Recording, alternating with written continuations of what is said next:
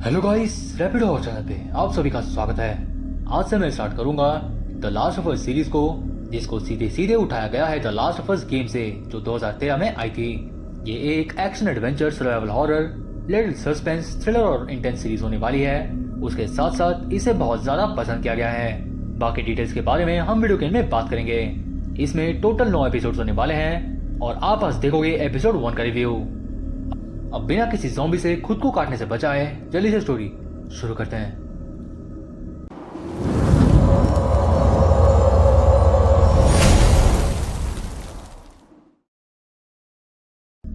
ये सीरीज शुरू होती है 1968 की एक इंटरव्यू से, जहां 2 डॉक्टर्स बैठे थे और न्यूज एंकर की सवाल का जवाब दे रहे थे, जो ये था कि मैनकाइंड या हमारा ह्यूमन रेस हमेशा वायरल डिजीज या पेंडेमिक से खुद को बचा लेती है, मगर एक चीज से जिससे हम ह्यूमंस को बहुत ज्यादा खतरा है, और वो है फंगस से। एक डॉक्टर कहता है कि वायरस हमें बीमार करती हैं, बट फंगल इन्फेक्शन इंसानी दिमाग को कंट्रोल करने की कोशिश करेगी, क्योंकि फंगल इन्फेक्शन से फंगस म्यूटेट करने लगेगा, और वो भी हर एक इंसान में, जब तक के सारे इंसान उससे इन्फेक्ट नहीं हो जाए।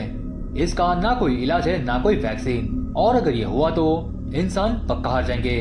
इतना सुन के वहाँ बैठे सारे के सारे टेंशन में आ जाते हैं। और अगर मैं ये बात सीरीज से हट के करूं तो एक्चुअली में ये बहुत बड़ा मुद्दा है। केयर सीन वहां से शिफ्ट होता है 2003 में, जहां हम फादर और डॉटर जोल और सैरा से मिलते हैं। दोनों उठ के ब्रेकफास्ट करते हैं, तभी जोल का भाई टॉमी वहां पर आता है। यहाँ पर आप जान लो कि जोल हमारा मेन कैरेक्टर है। आज जोल का बर्थडे है, इसलिए केक लाने के लिए ये दोनों एक दूसरे से बात करते हैं। ब्रेकफास्ट के बाद सैरा जोल का वॉच और कुछ पैसे वहाँ से लेके जाती है नीचे, क्योंकि इसे स्कूल भी तो जाना है ना। नीचे जाने पर हम इनके नेबर्स डैनी और उसकी बीबी नैना को देख पाते हैं, जहाँ इनकी नेबर की बेटी कॉनी सारा के लिए पूछ रही थी। सैरा इनसे स्कूल के आने के बाद मिलने की बात करती है और वहाँ से ये चले जाते हैं। आप यहाँ नोटिस करना कि नैना व्हील चेयर पर बैठी हुई है। खैर यहाँ टॉमी भी कुछ टाइम के लिए आर्मी में था, और कुछ सेम हाल था जोल का भी, क्योंकि वो था एक वॉर वेटरन और वो हिस्सा था ऑपरेशन डेजर्ट स्टॉर्म का भी, जो ऑपरेशन यूएस ने किया था इराक के ऊपर। खैर स्कूल में सैरा का भी मन नहीं लग रहा, वो बस वेट कर रही है क्लास के खत्म होने का। तभी क्लास खत्म होने की घंटी बजती है और ये सीधा वहां से बस पकड़कर जाती है वॉच को ठीक करने के लिए, जहां वहीं पे शॉप ओनर की बीवी आकर तभी के तभी शॉप को बंद करती है और सैरा को ठीक किया वो वॉच देकर सीधे उसको घर जाने की सजेशन देती है। सैरा वहां से सीधे जाती है अपने नेबर के घर, क्योंकि इसे कुकीज बहुत ज्यादा पसंद है। वो वहीं पे अपना होमवर्क भी कर लेती है। तभी हम कॉनी की मॉम को देखते हैं, जो सैरा के पीछे से थोड़ी सी अजीब बिहेव कर रही थी, जो हमें ढंग से दिखाई नहीं जाता। सैरा वहाँ से कुकीज लेकर जा रही थी और एक फिल्म का कैसेट भी। तभी वो देखती है कॉनी की डॉग को, जो बड़े अजीब तरीके से नैना को घूर रहा था। खैर बाहर जाने पर सैरा देखती है जेट्स को, जो उसके सामने मूव कर रही थी, बट ये इसके लिए नॉर्मल है, क्योंकि यूएस में जेट की ड्रिलिंग्स तो होती रहती हैं। खैर रात होने पर वो बैठ के जोल का वेट कर रही थी और टीवी भी देख रही थी, जहाँ पे साफ साफ दिखाया जा रहा था कि शहर में कुछ वायलेंट इंसिडेंट्स हो रहे हैं, बट सैरा का उसमें ध्यान नहीं है। तभी जोल भी घर आ गया, जो केक लाना भूल गया है, इसीलिए वो बोलता है कि केक वो कल लेकर आ जाएगा। जोल बहुत ज्यादा खुश होता है वॉच देखकर, और दोनों बैठ के सैरा के लाई हुई फिल्म कर्टिस एंड वाइपर 2 को देखते हैं, जो जोल की फेवरेट शो है 80s का। जोल इसे कहता है कि मत सोना, बट ये तो सो गई। खैर थोड़ी देर में जोल को टॉमी का कॉल आता है, जो कहता है कि वो जेल में है। टॉमी यहाँ पर कहता है कि कुछ लोग रेस्टोरेंट में पागल हो गए थे, इसलिए टॉमी ने उनको धो दिया और अब वो इसकी वजह से जेल में है। उसने जोल को बेल देने के लिए वहाँ पर बुलाया और जोल भी सैरा को सुलाकर टॉमी को लाने चला गया। सैरा के उठने पर सैरा देखती है लाइटिंग्स और वो सीधा उठकर नीचे जाती है और जाकर टीवी ऑन करती है, जहाँ टीवी में नेशनल अलर्ट लग चुका था और टीवी में दिखाया जा रहा था कि स्टे इंडोर्स। तभी इसके नेबर एल्ड्रिस का कुत्ता आता है इनके घर में, और फिर सैरा के खोलने पर वो वहाँ से भाग जाता है, तो सैरा सीधे नेबर के घर में जाती है। तभी सैरा कॉनी को बुला कर घर के अंदर घुसती है और वो देखती है कि खून फ्लोर पर पड़ा हुआ है, और डैनी जो हेल्प के लिए सैरा को बुलाता है। सैरा आगे जाकर देखती है कि नैना जो अपनी बेटी का ही खून पी रही थी, और सैरा को देखकर वो उसके पीछे पड़ गई। सैरा बाहर भागती है, जहाँ जोल और टॉमी भी आ गए थे। जोल सीधे नैना को अपने रेंच से पेल कर रख देता है और वो वहाँ से ट्रक से निकल जाते हैं। यहाँ पर टॉमी ड्राइव कर रहा था और पूरा का पूरा टाउन यहाँ पर इन्फेक्ट हो गया है, वो भी फंगल इन्फेक्शन से, इसीलिए सीधे वहाँ से जा रहे हैं। थोड़े आगे जाने पर ये देखते हैं कि एक फैमिली, जिन्हें जोल लिफ्ट देने से साफ मना कर देता है। ये सब सैरा के लिए बिल्कुल नई चीज है, इसलिए वो ये सब देखकर रोई पड़ती है। पूरे टाउन के लोग टाउन से बाहर निकलने की कोशिश कर रहे हैं, इसलिए हाईवे जैम है और यहाँ आर्मी वालों ने पूरा का पूरा रोड ही ब्लॉक कर दिया है। ये किसी को भी पास होने नहीं दे रहे हैं। तभी टॉमी और जोल यहाँ से गाड़ी मोड़ के मेक्सिको जाने का डिसाइड करते हैं, बट सेरा यहाँ पर कहती है कि शायद ये बीमारी हर तरफ फैल गया है, इसका मतलब कोई जगह सेफ नहीं है। बट थोड़े आगे जाने पर वो देखते हैं कि प्लेन्स जो आउट ऑफ कंट्रोल होकर आसमान से नीचे गिर रही थी। प्लेन्स, कार्स और पूरे टाउन के लोग और माहौल जरूरत से ज्यादा इंटेंस हो रहा था। तभी सीधे एक प्लेन इनके पीछे आकर क्रैश करके फट जाता है, इसलिए इनकी गाड़ी भी पलट गई। थोड़ी देर में होश आने पर जोल सेरा को उठा के वहां से भागता है और यहाँ पर सेरा का एंकल भी टूट गया था। गाड़ी फट के रास्ता ब्लॉक होने की वजह से टॉमी इन्हें जाने के लिए कहता है और वो कहता है कि वो इन्हें रिवर के दूसरी साइड में मिलेगा। इसलिए जोल सेरा को उठाकर वहां से भागता है और इनके थोड़े आगे जाने पर एक इन्फेक्टेड सीधा इनके पीछे पड़ गया और थोड़ा आगे जाने पर उसे एक आर्मी वाले ने शूट करके मार दिया। तभी आर्मी का सोल्जर इनके ऊपर ही गन तान देता है और ऊपर से ऑर्डर के लिए पूछता है कि उसके सामने 2 सिटीजन्स हैं और वो उनका क्या करे। तभी ऊपर से ऑर्डर पाकर वो जोल को शूट कर देता है, बट सेरा को भी उसने गोली मार दी थी और तभी वो सॉरी कहकर जोल को ही मारने वाला था, बट सही टाइम पर टॉमी ने आकर उस सोल्जर के घोड़े लगा दिए। जोल के सामने ही सेरा यहाँ पर तड़प तड़प कर मर जाती है। और अगर आप the last of us game के फैन हो तो आपको पता ही होगा कि ये सीन कितना दर्दनाक था। ये सीन देखकर आपको रोना बिल्कुल आ जाएगा और ये सीन जोल के लिए बहुत ज्यादा हार्ट ब्रेकिंग था। यहाँ पर जोल टूट गया। खैर ऐसे एपोकैलिप्स सिचुएशन में ह्यूमंस का सबसे बड़ा खतरा होता है ह्यूमंस ही। खैर सीन वहां से 20 साल बाद शिफ्ट होता है 2023 में, जहाँ एक बच्चा एक आर्मी बेस की तरफ बढ़ रहा था और तभी आर्मी वालों ने उसे बेहोश होता हुआ देखकर उसे अपने बेस में ले लिया। यहाँ पर आप एक बड़ा सा वॉल और एक बड़ा सा गेट भी देख सकते हो और ये है इन्फेक्टेड से खुद को प्रोटेक्ट करने के लिए। ये उस बच्चे को अंदर लेकर चेक करते हैं और ये फंगल इन्फेक्शन का नाम है कोर्डिसेप्स इन्फेक्शन।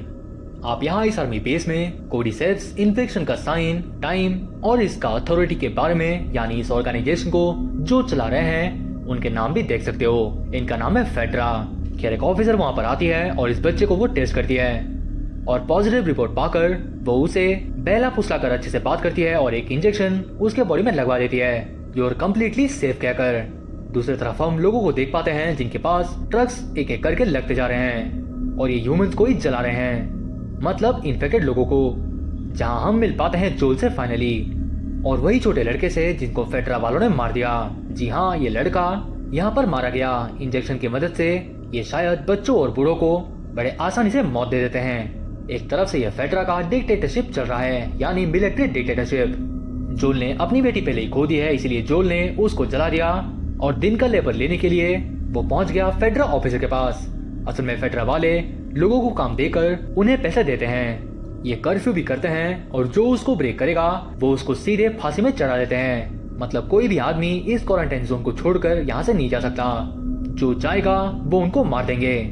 खैर यहाँ पर जो लेबर भी करता है और ड्रग्स भी बेचता है, इसीलिए वो सीधे एक ऑफिसर के पास पहुंच गया डील करने के लिए, क्योंकि यहाँ पर जोल एक स्मगलर बन चुका है। वो उसे व्हीकल की बैटरीज के बारे में बात करता है और वो उससे डील करके वहाँ से जाता है अपने रूम में और उसके जाते हुए आप दीवार पर एक अच्छा सा कोट लिखा हुआ देख सकते हो और ये सीधे सीधे ईस्टर एग गेम से। खैर सीन शिफ्ट होता है टेस पे, जिसे रॉबर्ट नाम का बंदा बांध के मार रहा था। वो इसलिए क्योंकि टेस ने इसको एक ट्रक की बैटरी दी थी जो इसने किसी को बेच दिया है और ये टेस का पैसा भी खा गया है। रॉबर्ट जोल के लिए टेंशन ले रहा था कि अगर जोल को इसके बारे में पता लगा तो जोल इसको पेल कर रख देगा, बट यहाँ पर टेस इस मामले को संभालने की बात करती है। तभी वहाँ पर एक भयंकर ब्लास्ट होता है क्योंकि फेडरा वालों के कार को किसी ने उड़ा दिया है। वो है फायरफ्लाइज, मतलब इनका एक ग्रुप है जो फेडरा के खिलाफ लड़ रहे हैं अपने हक के लिए। टेस यहाँ पर बिल्कुल फंस गई क्योंकि फेडरा वाले इसको उठाकर वहाँ से ले गए और डाल दिया लॉकअप में। वहाँ पे सीन शिफ्ट होता है एक छोटी लड़की पर, इसका नाम है एली और इसे भी यहाँ पर बांध कर रखा गया है। अगर आपने गेम खेला है तो आपको अच्छे से पता होगा कि ये कौन है। खैर मैं यहाँ पर कुछ स्पॉइल नहीं करूंगा, आप आगे देखते रहो। थोड़ी देर में एली से आकर एक औरत 1 to 10 काउंट करने के लिए बोलती है और एली वो बड़े आराम से कहकर इन पे गुस्सा उतारती है कुछ ऐसे। और इसके सामने दीवार पर एक बड़ा सा कोड लिखा हुआ है और ये भी गेम का ईस्टर एग ही है। फिर जोल पे सीन शिफ्ट होता है जो टॉमी के बारे में पता लगाने के लिए आया था, बट इसे यहाँ पर कुछ पता नहीं लगता, शायद टॉमी अभी तक जिंदा है। खैर घर आने पर जोल ड्रिंक करके सो जाता है ये अभी तक ना सेरा को भूल पाया है, ना वो ट्रॉमा से बाहर आ पाया है। सुबह होने पर वो टेस को देखकर ये इसके चोट के बारे में पूछता है, बट पहले टेस बहाना बना रही थी, बट उसने उसको सच बता दिया। तभी बैटरी ना होने की बात सुनकर जोल का दिमाग पूरी तरह से खराब हो गया, क्योंकि ये बैटरी लेकर कार चलाकर सीधा जाएगा टॉमी के पास मदद लाने के लिए, या फिर जोल वहीं पर सेटल हो जाएगा। दूसरी तरफ हम बोस्टन क्वारंटाइन जोन की फायरफ्लाइज की लीडर मार्लिन को देखते हैं, जो ये जगह को छोड़कर जाने की बात करती है, क्योंकि ये अपनी फ्रीडम के लिए 20 साल से लड़ते हुए आ रहे हैं मिलिट्री डिक्टेटरशिप के खिलाफ। और मार्लिन यहाँ पर कहती है कि ये बस यही क्वारंटाइन जोन को छोड़कर वहाँ से जाएंगे, क्योंकि उन्हें एली को वेस्ट की तरफ ले जाना पड़ेगा। दूसरी तरफ जोल और टेस को भी यह पता लग जाता है कि वो बैटरी अभी भी जो बिल्डिंग में है वो आज ले जाया जाएगा दूसरी तरफ, क्योंकि बैटरी अभी तक रॉबर्ट के पास ही है। खैर दूसरी तरफ एली के पास मार्लिन आती है और पहले उसे वो फ्री करती है और कहती है कि इसके पास बहुत बड़ा पर्पस है। इतना कहकर वो उसे एक छोटी सी सीक्रेट शेयर करती है और बोलती है कि ये बात ये किसी को नहीं बताएगी। यहाँ पर जोल और टेस भी अंडरग्राउंड टनल से होकर वहाँ से जा रहे थे, तभी एक इन्फेक्टेड को हम मरा हुआ देख पाते हैं। ये वहाँ से होकर सीधे फायरफ्लाई बेस पर पहुँच गए, जहाँ लोग मरे हुए पड़े हैं और रॉबर्ट भी। तभी जोल, टेस, मार्लिन और एली सब एक दूसरे के सामने आ जाते हैं। एली जोल पे चाकू से हमला करने की कोशिश करती है, पर जोल ने सब संभाल लिया। यहाँ पर हम जान पाते हैं कि पास में मार्लिन ने टॉमी को जोल के अगेंस्ट कर दिया था। एनीवेज मार्लिन यहाँ पर जोल से एली को ले जाने की डील रखती है, जो कहती है कि थोड़ी दूरी पर इनका एक छोटा सा बेस है, जहाँ पर इन्हें बहुत सारे मदद मिल जाएगी, जो कि जोल की मदद कर सकते हैं टॉमी को ढूंढने के लिए। इतना सुन के जोल टेस से बात करता है और टेस यहाँ पर डील कर देती है ओके। यहाँ से जोल, टेस और एली इस क्वारंटाइन जोन को छोड़कर यहाँ से चले जाएंगे। पहले तीनों एक सेफ हाउस पर जाते हैं और एली के लिए चीजें यहाँ पर थोड़ी नई है, जो यहाँ पर जोल से बात करती है और ये तीनों यहाँ पर वेट करते हैं रात होने का। रात होने पर ये तीनों इस क्वारंटाइन जोन को छोड़कर टनल से आगे आते हैं और ये आगे बढ़ ही रहे थे, बट तभी वही फेडरल ऑफिसर इन्हें रोक देता है और इनकी इम्यूनिटी को चेक करता है। और जब वो एली को चेक करने के लिए आता है तब एली अपने चाकू से सीधे उसके ऊपर हमला कर देती है। तभी वहाँ पर बिल्कुल सरा वाला सिनेरियो बन जाता है और जोल को अपना पास याद आ गया। तभी जोल इस फेडरल वाले को मार कर मुक्त कर देता है। तभी टेस और जोल को ये पता लगता है कि एली इन्फेक्टेड है। इन्फेक्टेड होने के बावजूद ये अभी तक मरी कैसे नहीं, ये सब ये सोच ही रहे थे। तभी एली अपना हाथ दिखा के बोलती है कि ये चोट है 3 वीक पहले का, और बोलती है कि वो बीमार नहीं है। खैर डिस्कशन के लिए इनके पास टाइम नहीं था और इन्हें वहाँ से जाना होगा, इसीलिए ये वहाँ से वेस्ट की तरफ जाते हैं। और यहाँ पर पहला एपिसोड खत्म हो जाता है। ये था द लास्ट ऑफ अस का पहला एपिसोड का ब्रेकडाउन। मैं इस सीरीज को टोटल 5 वीडियोस में कवर करूंगा। और खैर हम यहाँ पर एपिसोड्स के कुछ सीन के बारे में बात करेंगे। यहाँ पर जो सेरा ने जो टी शर्ट पहना था स्कूल जाते हुए, वो नाम है हेलिकन ड्रॉप्स नाम के एक बैंड का, और पीछे पोस्टर भी आप देख सकते हो। शो के डायरेक्टर्स ने एपिसोड को पूरा का पूरा गेम की तरह रखा है, जो देख के आपको पूरी गेम की याद आ जाएगी।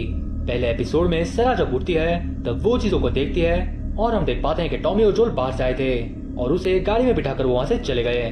बट गेम में सेरा और जोल घर में ही मौजूद होते हैं और एक इन्फेक्टेड के इनके घर में घुसने पर जोल सीधे उसको शूट करता है और बाद में जब ये बाहर जाते हैं तब टॉमी इन्हें पिक करके वहाँ से ले जाता है। बाकी गेम से रेफरेंस वाली चीजों के बारे में अगर हम बात करें तो पहला है जोल का रेंच, उसके साथ साथ मार्लिन, जिसका साउंड आपको गेम से बिल्कुल सिमिलर लग रहा होगा क्योंकि उसको सेम एक्ट्रेस ने प्ले किया है और सेम एक्ट्रेस ने उसके ऊपर अपना वॉइस ओवर भी किया था। दूसरी है फुल फ्रेज का ग्राफिटी, जो हमें एपिसोड में बार बार दिखाया गया था। तीसरा है the long and winding road. जब एली और जोल सेफ रूम में गए थे तभी एली एक बुक उठाती है जहाँ पर जोल और टेस का स्मगलिंग वाला रेडियो कोड लिखा हुआ था, जहाँ लिखा था the Beatles the long and winding road, जो बाद में जाकर एली और जोल को यूएस से बाहर जाने में मदद करेगा। खैर रूम के अंदर जोल पूछता है कि क्या एली बिग विग्स डॉटर है। ये लाइन भी सीधा का सीधा गेम से उठाया गया है। खैर ये थे इस सीरीज से रिलेटेड और गेम से रिलेटेड कुछ फैक्ट्स और ईस्टर एग्स और एपिसोड 1 का पूरा रिव्यू। आई होप आपको वीडियो पसंद आया होगा। वीडियो पसंद आए तो डू लाइक द वीडियो और कमेंट भी करके अपने थॉट्स आप शेयर करना बिल्कुल भी मत भूलना। चैनल पे आप नए हो तो डू सब्सक्राइब और बेल नोटिफिकेशन में मुक्का मारकर रेड से ग्रे कर देना और बेल नोटिफिकेशन को आप ऑल पे सेट कर दो। मैं आपसे मिलता हूँ अगली वीडियो में। Till then bye bye.